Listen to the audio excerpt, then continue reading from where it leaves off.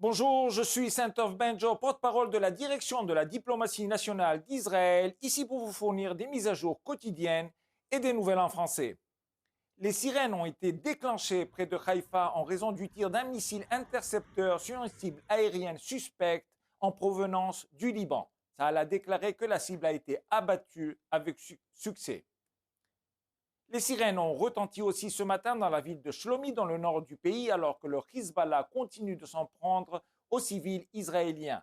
Cette nuit, les avions de combat de la force aérienne israélienne ont frappé l'infrastructure terroriste du Hezbollah dans les régions de Kafra, de Sedikin, dans le sud du Liban.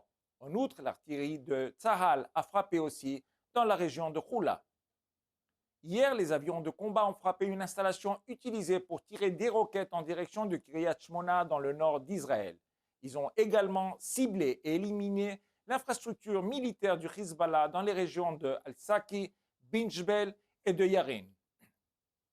Les Émirats arabes unis, la Jordanie, l'Égypte, la France et les États-Unis ont mené une opération de parachutage de 160 colis de nourriture et de matériel médical destinés aux habitants du sud de la bande de Gaza ainsi qu'à l'hôpital de campagne de Khan Younes. Israël autorise des centaines de camions transportant de l'aide humanitaire à entrer dans la bande de Gaza. L'aide sera distribuée aux civils et non au Hamas. L'aide sera distribuée par des personnes qui se soucient du bien-être des civils et qui ne sont pas affiliées ni au Hamas ni à l'UNRWA.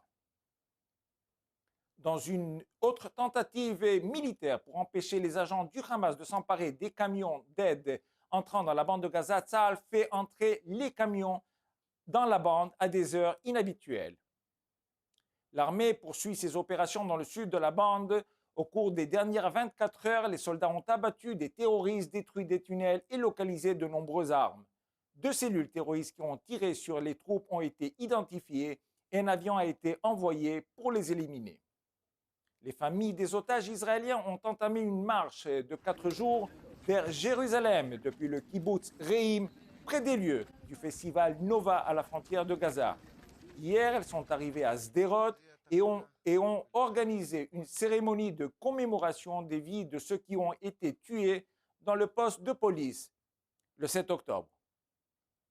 Sharon Cunio, qui a été retenue en otage avec ses jumelles de 3 ans à Gaza, et libérée par la suite, a fait un discours en l'honneur de son mari qui est toujours en captivité.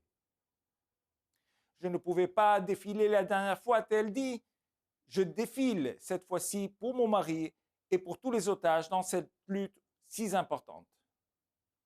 Comme toujours, nous sommes à votre disposition pour répondre à vos questions 24 heures sur 24 aux coordonnées affichées à l'écran. Merci de votre attention.